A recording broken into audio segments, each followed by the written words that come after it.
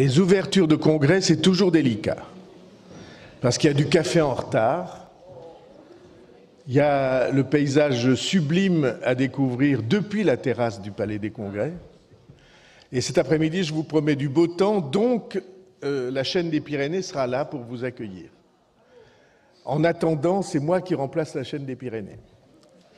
Donc, je veux simplement vous dire, on va tout à l'heure discuter sur les stratégies de centre-ville, mais je veux vous dire que toute notre équipe à la mairie de Pau et à l'agglomération est heureuse de vous accueillir. Vous avez là j'allais dire une brochette, non, une pléiade d'adjoints, et vous me permettrez, pour ceux qui le connaissaient, il a beaucoup participé à la préparation de cet événement, de saluer, comment je peux dire, la mémoire ou la présence de Jean-Paul Brun, qui était notre premier adjoint et qui vient de s'en aller brutalement. Et donc, et ça nous a beaucoup marqué, causé à toute notre équipe un très grand chagrin. Bien, cependant, la vie continue, vous en êtes la preuve.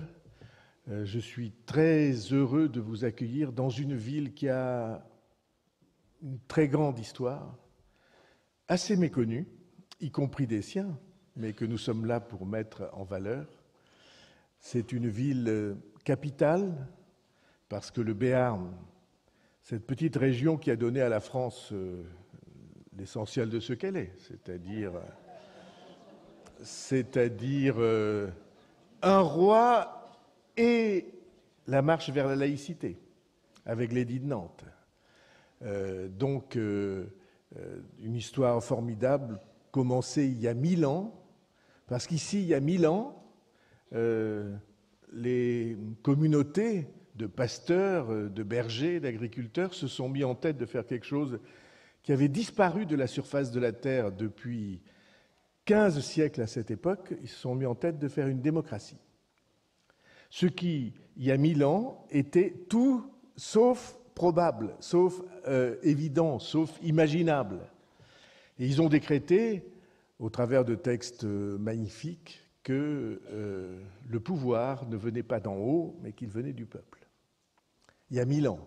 Ils en ont fait une constitution écrite, qu'on appelle les Forts de Béarn, dans laquelle il y a tout ce que le millénaire qui vient allait apporter.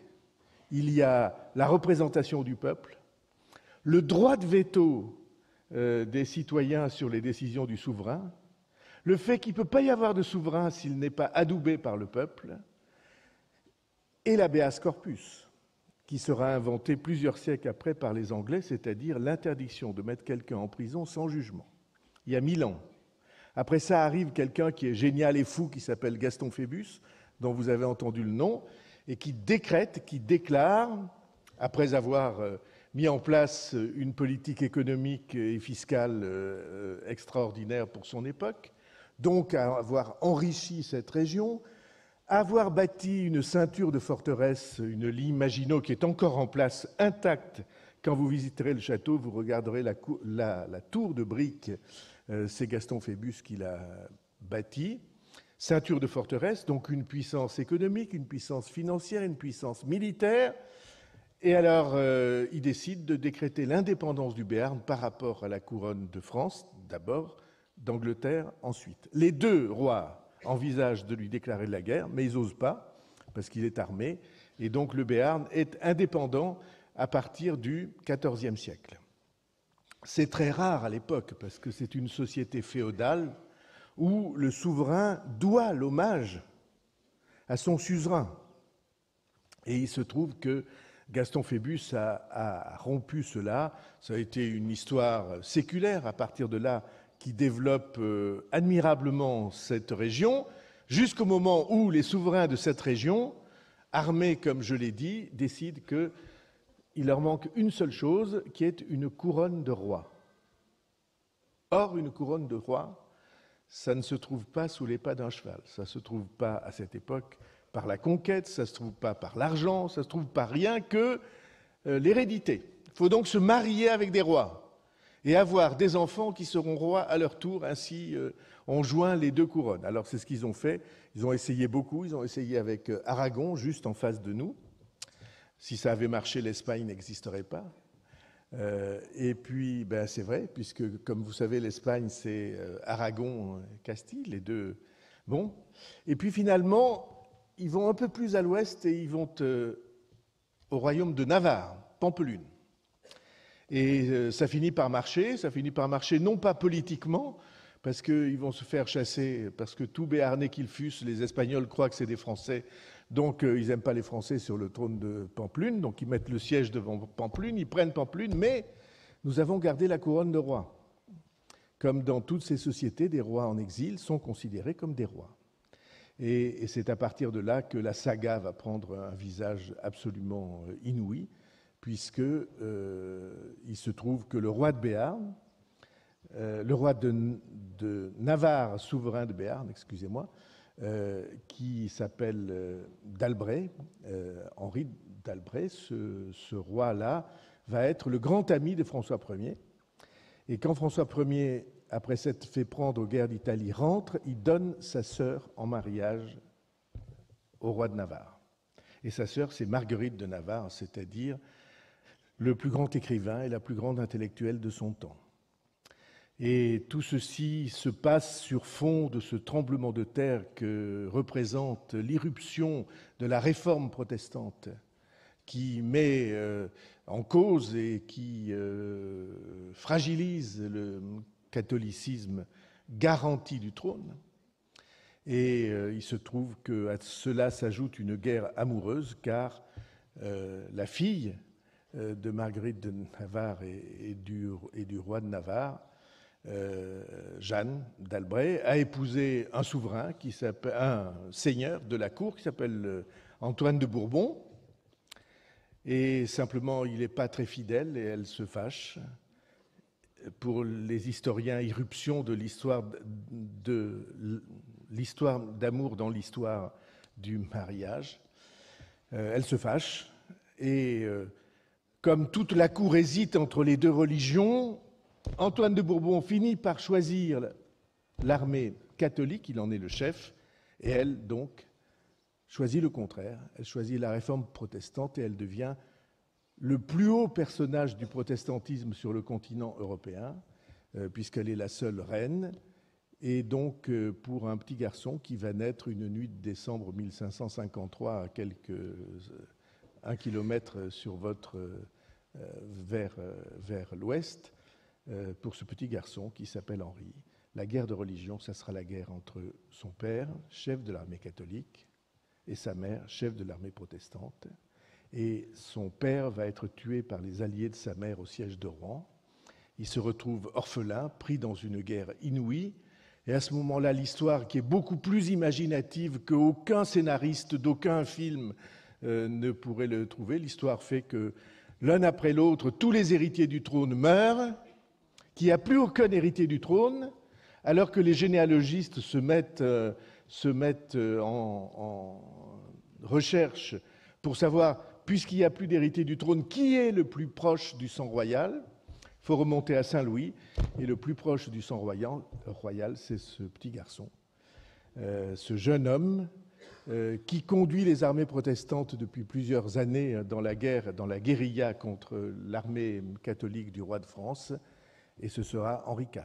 Et c'est pourquoi il faut comprendre que l'édit de Nantes, pour Henri IV, événement majeur pour la France, un des événements les plus importants du millénaire pour la France, le fait que désormais on proclame qu'on aura tous les mêmes droits, quelle que soit notre religion, ce qui était absolument inimaginable.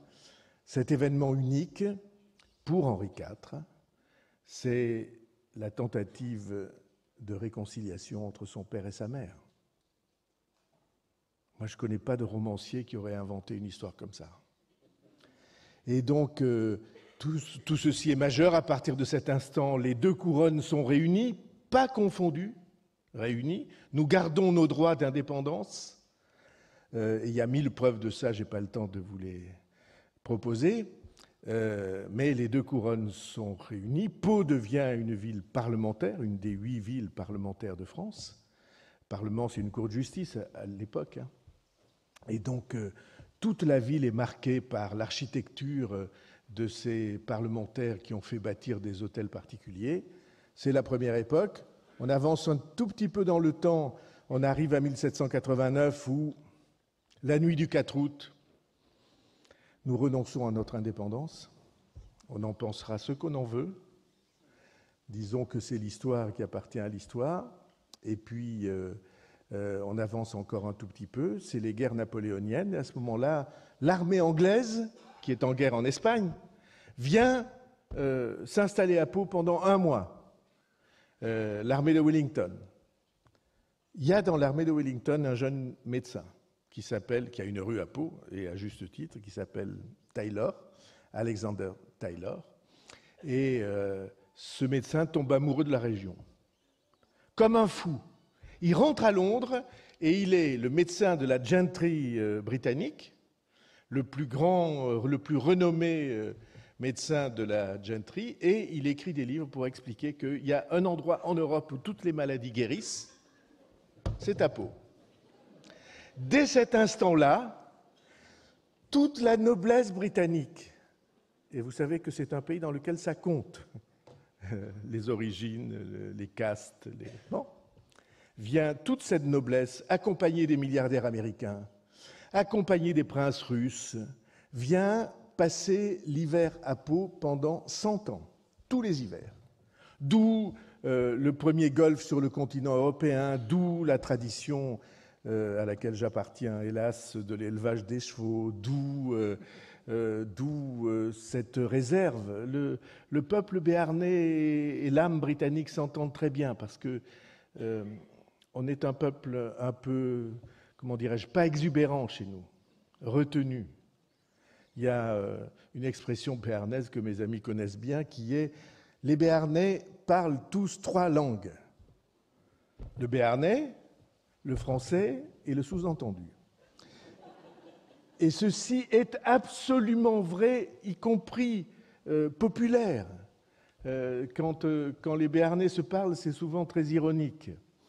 Et ça nous a sauvés plusieurs fois, je vous raconterai ça une autre fois. Et donc on devient la Nice de l'époque. D'ailleurs, la mairie de Nice veut faire avec nous une étude parce que à partir des années 30, les mêmes quittent Pau pour aller à Nice. Il y a l'héliophilie, l'héliomanie, la volonté de trouver le soleil qui s'affirme.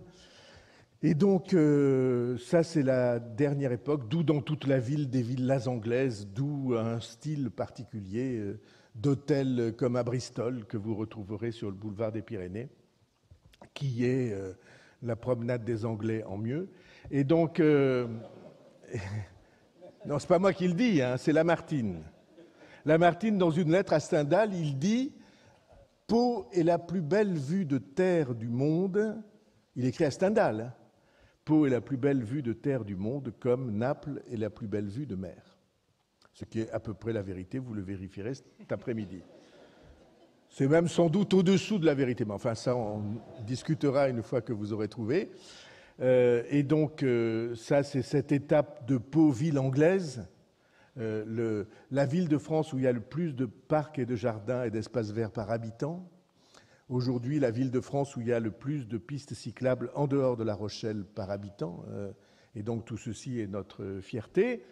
Et on avance jusqu'au XXe siècle, jusqu'aux années 50 dans lesquelles il y a des géologues qui disent « Mais après tout, il y a une chaîne de montagnes là.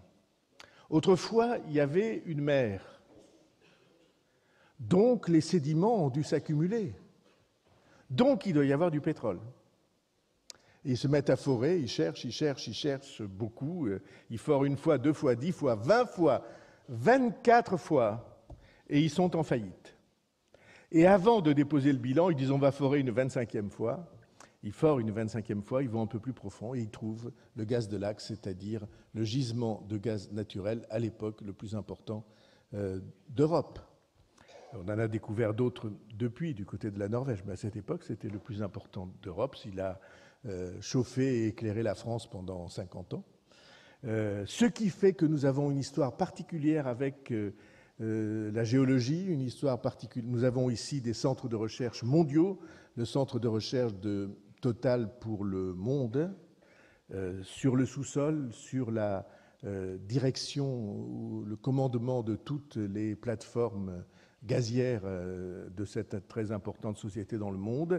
On a annoncé cette semaine que nous avions désormais l'ordinateur le plus puissant de la planète dans le privé, en dehors des ordinateurs gouvernementaux, mais beaucoup plus puissant que celui de la NASA, par exemple.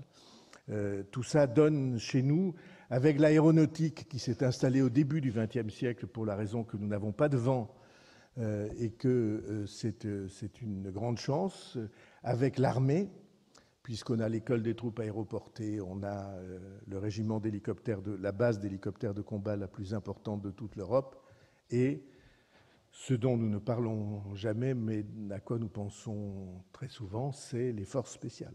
C'est à Pau que 2 sur 3 des emplois des forces spéciales sont logés. Plus, évidemment, la génétique, avec la génétique végétale. Donc, une ville tournée vers l'avenir avec une très grande histoire. Voilà pourquoi vous y avez votre place. Si on parle d'avenir et d'histoire, c'est vous qui êtes là pour le représenter. Et donc, on est très heureux que ce congrès, Monsieur le Président, Monsieur le Directeur, je ne sais pas où il est passé, Pierre Creuset, il est là-bas. Donc, on est très heureux de vous accueillir parce que nous avons beaucoup à réfléchir ensemble et on va en parler tout à l'heure dans une table ronde. On est très heureux que vous ayez choisi Pau à l'unanimité, et j'ai noté cette unanimité, et on est très heureux de vous faire découvrir les richesses que nous partageons avec vous et les idées que vous allez évidemment nous apporter. Merci à tous.